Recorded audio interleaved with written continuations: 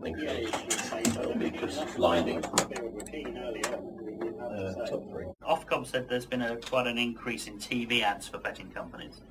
But I mean, you know, what's stopping Geoff Banks doing his own TV ad? There's nothing stopping me doing my own TV ad. It's just, I think a lot of the television ads are finance. One of the problems is money.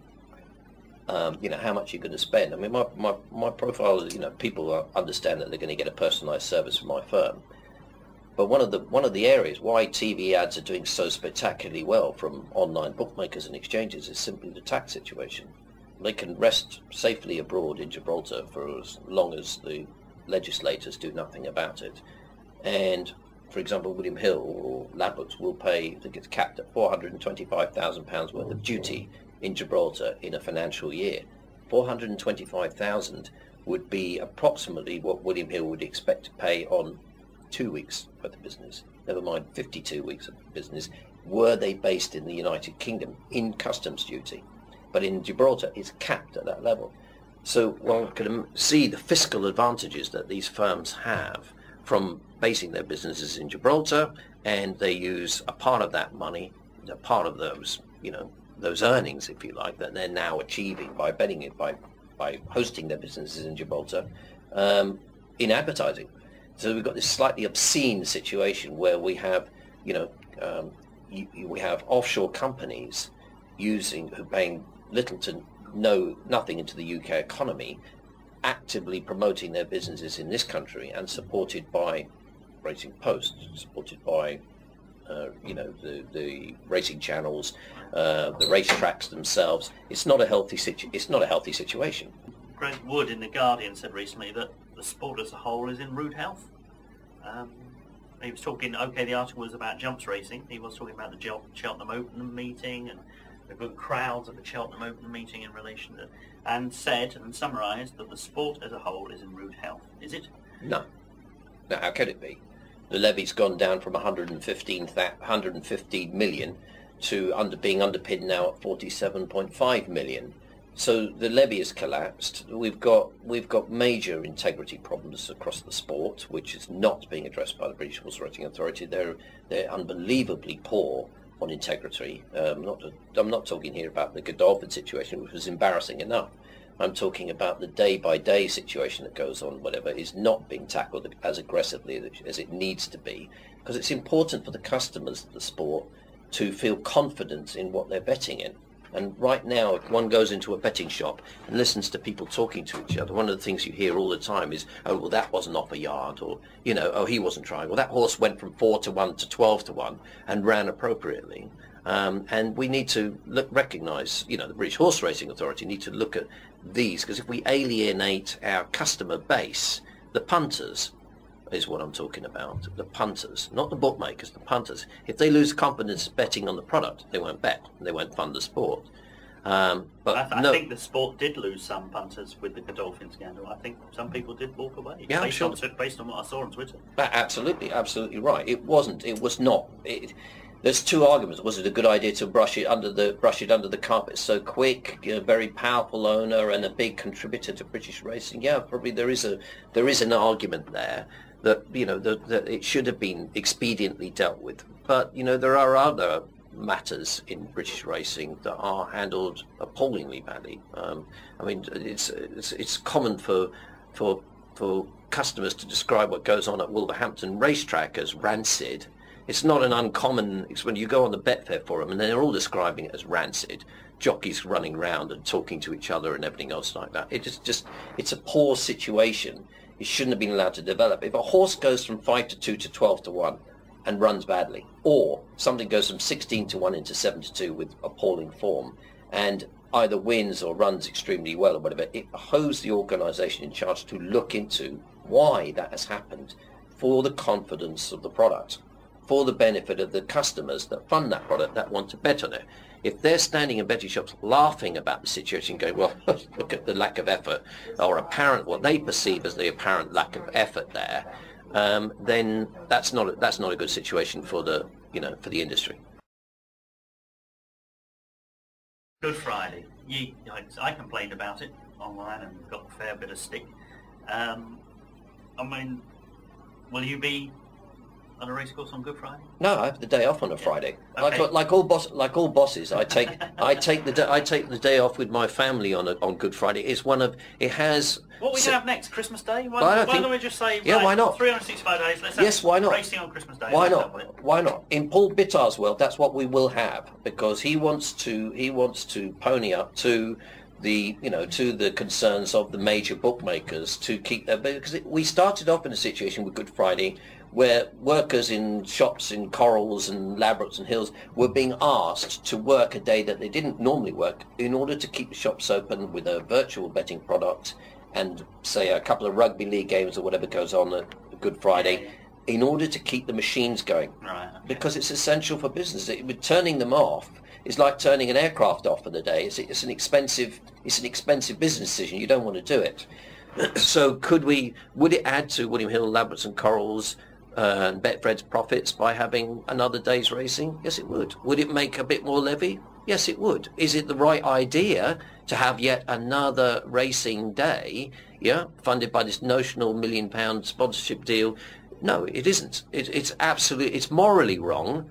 We've got enough racing the rest of the calendar anyway. There are arguments from certain, about stable tours and things like that that have been going on that impinges on them. But at the end of the day, all these bosses making these decisions aren't the people that are going to be working. Paul Bittar won't be working on Good Friday.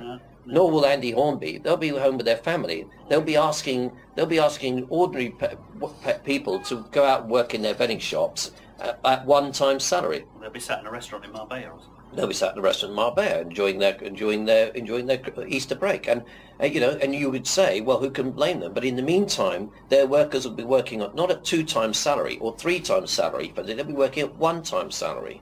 So they effectively, what used to be their given holiday, and it's always been that situation, is now become a race day. And make no mistake about it, this arena offer of £1 million is an absolute pile of dung. It's a pile of dung. It's hard enough to get a sponsor for the Grand National with all the television coverage and all the exposure which a company like Crabbe's will rightfully get from the Grand National. Now you think you're going to get a sponsor to sponsor races on an all-weather racetrack with no televised coverage, because Channel 4 have already declared they're not interested, and quite rightly so. Why would they be interested in that? So therefore you're going to get no televised coverage, so who's going to sponsor it? Well, Arena will, at the end of the day. If they can't get the bookmakers to sponsor it, and bookmakers probably will pony up a certain amount, but they won't hit the $1 million. So Arena will sponsor it. Where will Arena get the money? From the prize money that they don't pay at the other racetracks. So instead of taking the £1 million and making sure that they're running races for, say, £2,500 a pop, they're running them for £1,940 and using the money elsewhere to increase, to have another high exposure race day for them. What have I got against the Racing Post? It's boring. It's become a boring, ad-driven, bookmaker-funded brag. I noticed recently the Racing Post has had 2 strong editorials, one from Lee Motzhead, and I think the other one was from Julian Muscat. 2 excellent writers, by the way. Yeah, they do have some fantastic writers at the Racing Post. Make no mistake about it. I like it. I like the Racing Post. Yeah. So, for the articles, for the features, I think, personally, being a newspaper man originally, to produce a paper 7 days a week in this day and age with, loads of ads, loads of the race cards, blah, blah, blah, but still lots of, good features and, as you say, good writers and news. I think producing that 7 days a week is quite an achievement. It is indeed. It is indeed. I still buy the Racing Post. Make no mistake about it. The problem isn't the writers. When they're led off, these writers, Steve Dennis and Muscat and whatever, all quality writers, Alistair Down, when they're led off the hook, they're truly excellent. They've got some truly excellent things to say. But right now, most of the things, the editorial of the Racing Post is more suited to Pravda. I think criticism that the Racing Post and the editor Bruce Minnerton took online on Twitter and the likes when it all broke was that the Godolphin scandal wasn't the front page story the next day, if memory serves me correctly. That's right. And it's the biggest story that racing has had in 20 years. It's a major statement. And make no mistake about it, the boss, Sheikh Mohammed wasn't wasn't complicit in this. This is all a red herring.